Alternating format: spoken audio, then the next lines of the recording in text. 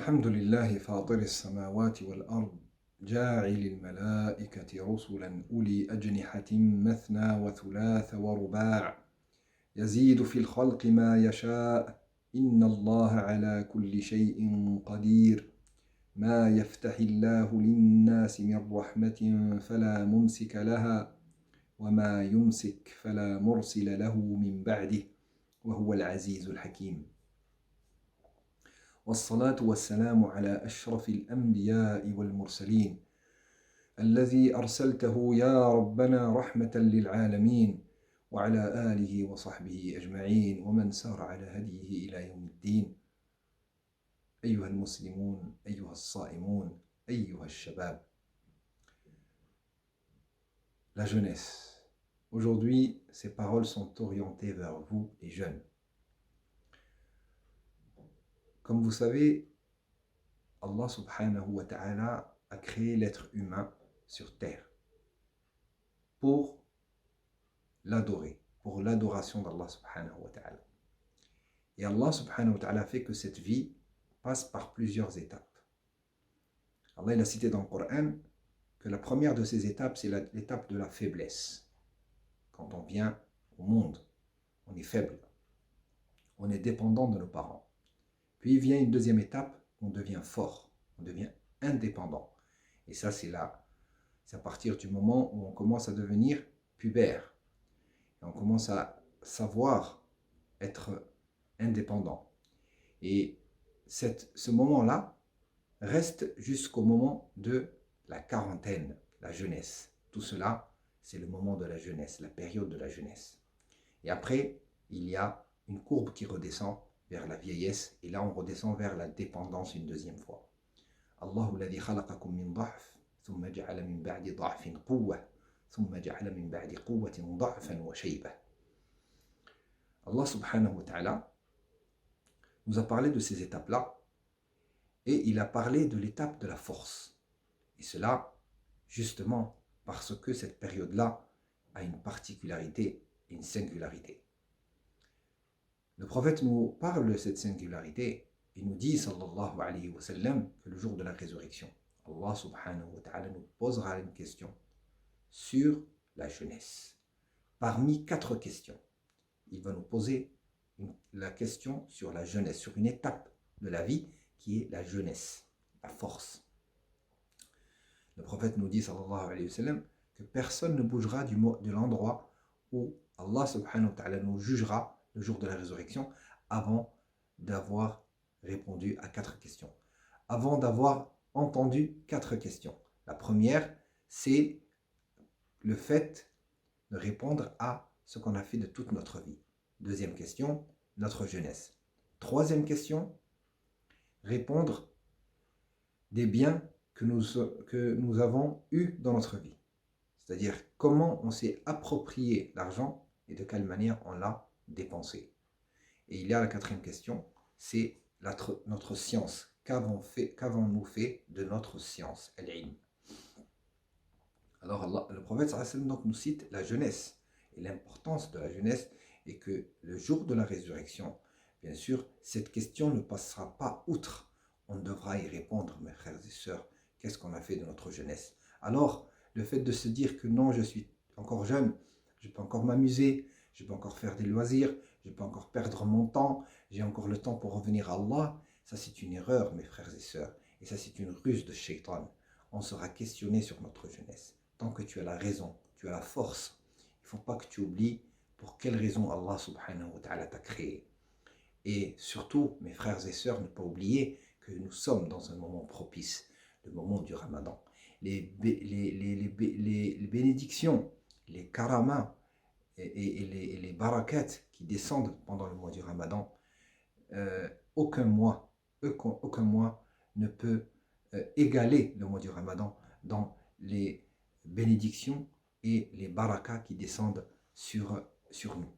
Et encore plus pendant la dernière décade où se trouve la nuit du destin, où les anges descendront, où Ar-Ruh, Jibril descendra, et où aussi il y aura une paix jusqu'à l'aube, comme Allah il a cité dans le Coran. Donc, en tant que jeune, en tant que jeunesse, comment on doit, bien sûr, se comporter pendant le mois du Ramadan? Le mois du Ramadan, c'est un mois sacré. C'est un mois, une période qui a été choisie par Allah subhanahu wa ta'ala. Allah, il choisit parmi toutes les choses qu'il a créées. Il a choisi parmi les êtres humains les prophètes. Il a choisi parmi les périodes le mois du Ramadan. Il a choisi parmi les nuits Laylatul Qadr. Et donc, il a choisi parmi les anges Jibril. Et donc, toute chose qu'Allah il crée, il choisit, subhanahu wa ta'ala, quand il crée. C'est Allah subhanahu wa ta'ala. Et Allah a choisi le mois du Ramadan comme meilleur mois. Et pourquoi? Parce que justement, le Coran a été révélé, la parole d'Allah subhanahu wa ta'ala a été révélée pendant le mois du Ramadan. Quand on additionne cela avec le fait que la jeunesse est une opportunité et le meilleur moment et le moment crucial de notre vie, alors cela fait deux choses qui s'additionnent très importantes, la jeunesse et le jeûne. Et là, cela doit nous inciter, frères et sœurs, pendant le moment de notre jeunesse, à profiter avant d'être rattrapé par la vieillesse, par la maladie. Et aussi, on ne sait pas encore qui d'entre nous vivra jusqu'à ce qu'un autre moment, comme le mois du Ramadan, se prête à nous. Oh, combien de personnes jeunes sont mortes. La mort ne choisit pas simplement les vieux, ni les malades.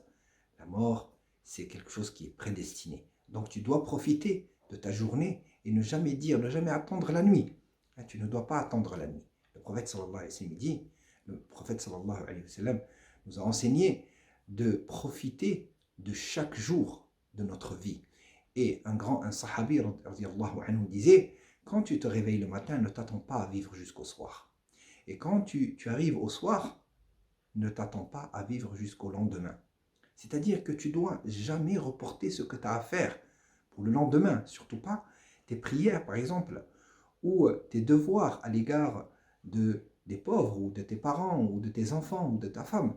Tu ne dois pas reporter ces devoirs, tu dois les faire avant de dormir, car tu ne sais pas si tu te réveilleras. Et le matin, ne t'attends pas à vivre jusqu'au soir.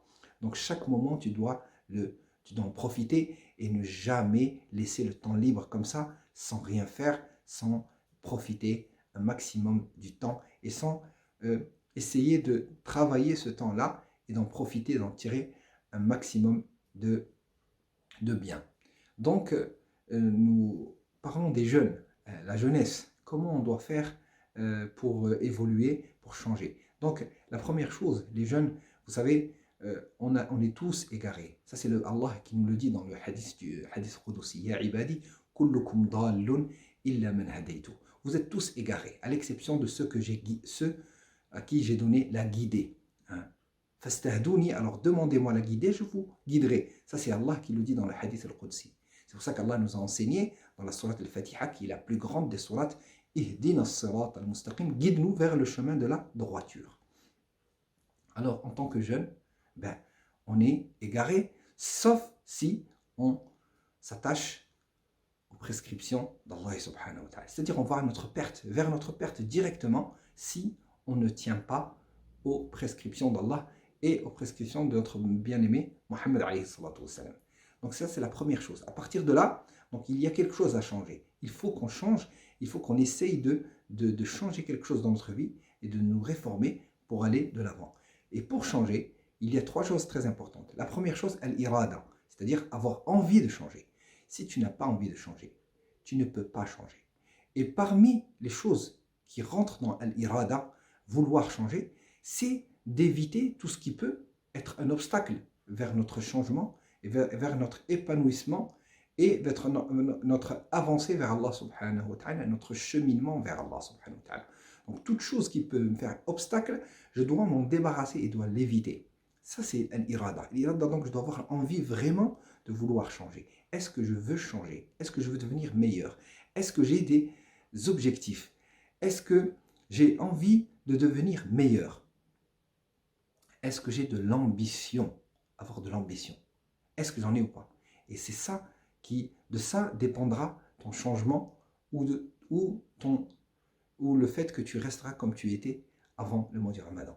Donc ça, c'est la première chose. En tant que jeune, tu te dois d'avoir une ambition, al-irada, l'envie de vouloir atteindre un objectif particulier. Par exemple, pendant le mois du Ramadan, on sait que c'est le mois du Coran, tu te dois de faire un effort considérable pour apprendre à lire, par exemple l'arabe. Aujourd'hui, on peut trouver facilement des moyens pour apprendre à lire le Coran, pour se familiariser à la langue arabe et apprendre les règles de base de la lecture du Coran et psalmodier le Coran de la meilleure des manières. Donc on peut essayer déjà de commencer d'avoir un but, de terminer cela, d'apprendre au moins les premières bases pour pouvoir cheminer après le mois du Ramadan vers la lecture du Coran, l'apprentissage, la mémorisation et aussi après, bien sûr, la méditation, apprendre, connaître comment comprendre le Coran et la mettre en pratique. La deuxième chose, justement, c'est al-ilm, la science. Parce que les savants disent que la science, c'est la porte des actions, de l'amal. Quand tu veux faire une action, il faut que tu aies de la science. Il faut que tu aies une science. Par exemple, tu as la science des mérites de la prière. Donc cela te pousse, t'incite à faire une action. Donc, al-ilm, la science. Après, al-irada, il faut la science, apprendre. Donc, il faut un moment dans ta journée, quotidiennement, tu es dans la quête de la science, al-ilm, pour apprendre à faire tes prières, pour apprendre toutes les choses qui sont essentielles dans le din quotidiennement. Ce que tu fais, ce que tu répètes plusieurs fois toutes les journées. Et des choses qui sont importantes dans ta vie, comme ce qui est en rapport avec les piliers de l'islam. Par exemple, ce qui est en rapport avec l'unicité d'Allah, le dogme, al-aqida, très important, il faut essayer de corriger tout ce qui est pas bien, tout ce qui est riya, hein, donc il faut essayer de travailler ces choses-là et d'abord de comprendre qu'est-ce que c'est que la science de toutes ces choses-là, l'aqida, l'ilm, al-fiqh, et après, la troisième chose, c'est la mettre en pratique. On met en pratique ce qu'on connaît. Et ça, c'est très important. Toute personne qui a une science mais qui ne la met pas en pratique, on sait bien que le jour de la résurrection, il sera questionné sur sa science. Comme le prophète sallallahu alayhi wa sallam nous a informé. Donc, aujourd'hui, je veux citer une histoire. Les histoires, des fois, elles sont plus touchantes, elles touchent plus qu'une parole qui est loin des histoires. Allah subhanahu wa ta'ala a opté dans le Coran sur ce point très important, c'est de citer l'histoire des prophètes alayhi wa sallam. Beaucoup de prophètes ont été cités dans le Coran en tant que jeunes. Nous avons Joseph, Youssouf alayhi salam, qui a été éprouvé quand la femme du roi dans la maison dans laquelle il vivait, Youssouf alayhi salam, a été éprouvé par cette femme-là, qu'il a éduquée. Mais à un moment, quand il a grandi, elle l'appelle vers l'adultère. Et donc, Allah subhanahu cite comment il s'est comporté en tant que jeune. Il a dit, Ma'adallah, qu'Allah me protège, alors qu'il est à peine dans sa jeunesse. Regardez, nous avons aussi Ismaïl, alayhi salam, l'histoire de Ismaïl, quand son père l'appelle pour le sacrifier, et qu'il répond, qu'il répond favorablement. Et il dit qu'il est prêt à être le sujet de cette épreuve-là, et à patienter, à être parmi les patients. Donc après, nous avons aussi Moussa alayhi salam, quand il était jeune aussi. Nous avons Ibrahim. Allah nous a cité l'histoire d'Ibrahim avec son peuple, quand il a cassé les statues et le débat qu'il y a eu entre lui et quand ils l'ont jeté dans le feu. Tout cela, regarde, Allah subhanahu wa ta'ala nous cite, et bien d'autres, Al-Fitya de l'Kaf, de la caverne, qui sont partis et qui sont rentrés dans une caverne à cause du fait qu'ils ont fui leur peuple parce qu'ils étaient croyants, ils croyaient en un seul Dieu, Allah subhanahu wa ta'ala, et donc ils se sont endormis, et ce sont devenus un miracle, ils se sont endormis 300 ans dans une grotte. Et Allah a cité leur histoire, il les appelait Al-Fitya, c'est-à-dire les jeunes. Et donc, la jeunesse, Allah subhanahu wa ta'ala nous a cité que c'est un moment très important. Le prophète alayhi salatu wassalam nous a aussi cité la jeunesse dans plusieurs hadiths, et en l'occurrence, il y a un jeune qui peut être un exemple pour tous les jeunes, Inch'Allah, de notre communauté. Un jeune qui s'appelle Mus'ab ibn Umayr. Mus'ab ibn Umayr, c'était un jeune qui vivait dans l'aisance, qui vivait dans la richesse. C'était un enfant qui était issu d'un couple, d'une famille riche. Ses deux parents étaient très très riches.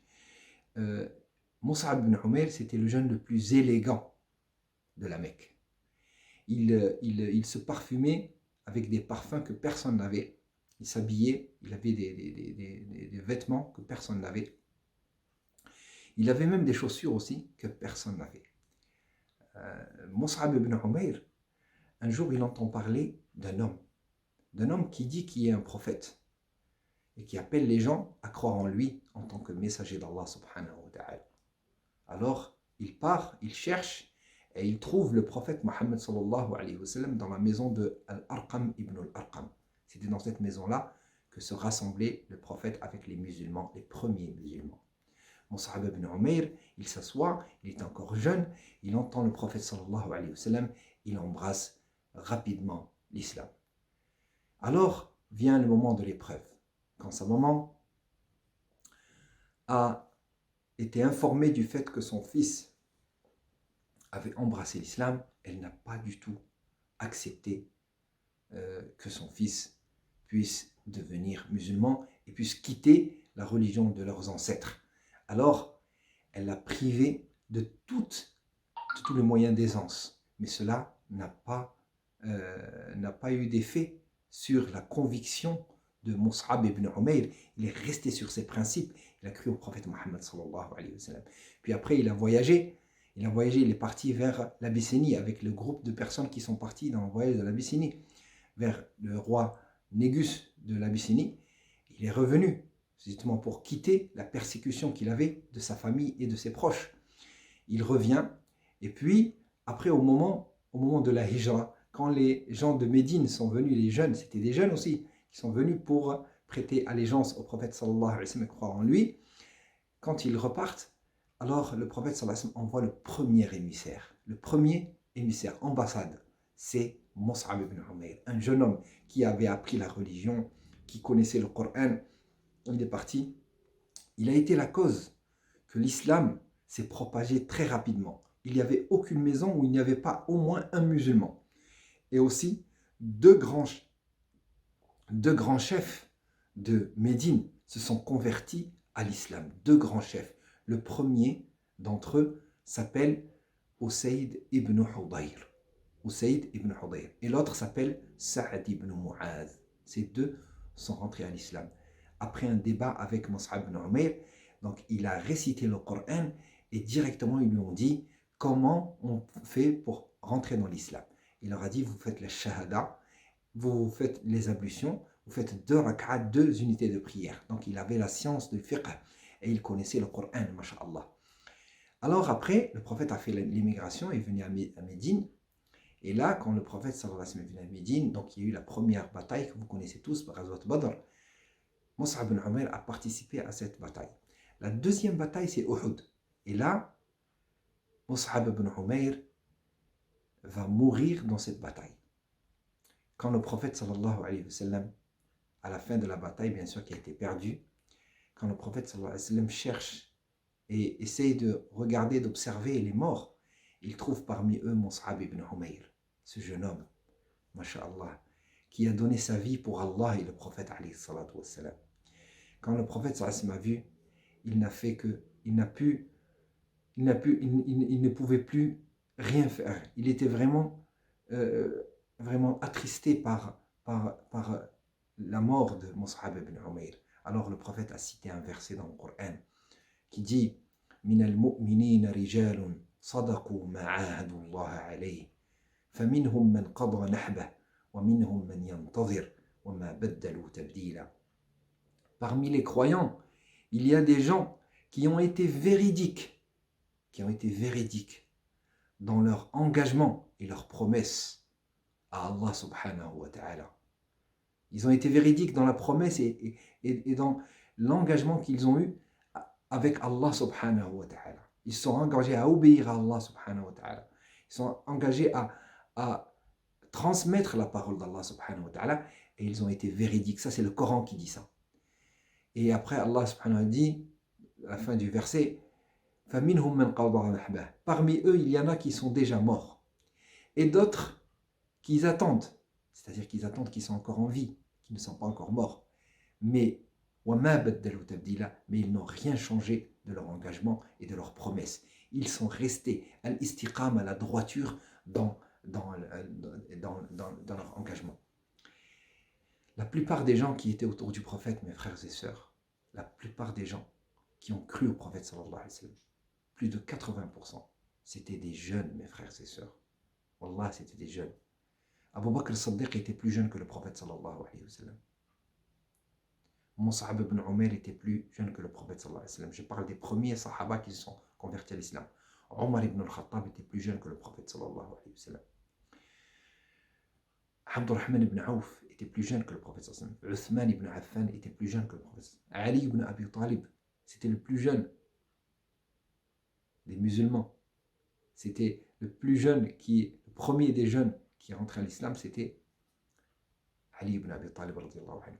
La plupart des gens qui ont créé un prophète dans la Mecque, c'était des jeunes. À Médine, c'est la même chose. Ce sont que des jeunes. Saad ibn Mu'ad, Usayd ibn Hudayr, As'ad ibn Zurara, tous ces sahaba-là. Anas ibn Malik, ce mec était très jeune, il avait 10 ans. Ils ont cru au prophète sallallahu alayhi wa sallam. Ils se sont engagés à obéir au prophète Mohammed sallallahu alayhi wa sallam. Ils étaient très jeunes. Alayhi salatu wa salam, wa radiyallahu anhum ajma'in. Mes frères et sœurs, maintenant, nous sommes dans le mois du Ramadan. Nous devons profiter pour, incha'Allah tabaraka wa ta'ala, profiter un maximum pour changer dans le futur. Nous avons besoin de vous les jeunes, incha'Allah tabaraka wa ta'ala. Nous avons besoin des jeunes qui sont des entrepreneurs, des chefs d'entreprise. Nous avons besoin des jeunes qui font des études, qui réussissent dans leurs études. Nous avons besoin de jeunes qui connaissent la religion, ad-din. Nous avons besoin de jeunes qui vont ouvrir les écoles privées pour que les musulmans apportent aussi ce qu'il a apporté, incha'Allah tabaraka wa ta'ala. Nous avons besoin d'exceller dans nos études. Nous avons besoin des jeunes, hommes ou femmes, dans tout ce qui est organisation de la mosquée. Nous avons besoin des jeunes pour faire l'enseignement aux prochaines générations. Tout cela, c'est sur les jeunes qu'il faut compter. Les premières générations ont fait ce qu'ils avaient à faire, ont préparé des locaux.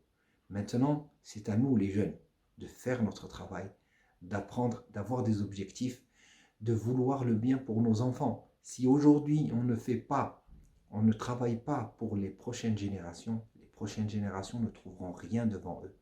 Allah yibarak fikum, Wallah yahfadna wa iyyakum, Wallah yassir amrna wa umurkum. J'espère que les derniers jours du mois du Ramadan seront un bénéfice pour nous tous et qu'ils seront un moment, incha'Allah, de gratitude d'Allah subhanahu wa ta'ala. On demande à Allah tabaraka wa ta'ala qu'il affranchit nos âmes de l'enfer. Allahumma a'tiq riqabana wa riqab abaina wa ummahatina min an-nar. Allahumma innaka afoun tuhibbul afwa fa'fu anna. Subhana rabbika rabbil izzati amma yasifun wa salamun ala al-mursalin walhamdulillahi rabbil alamin. Ramadan, Ramadan.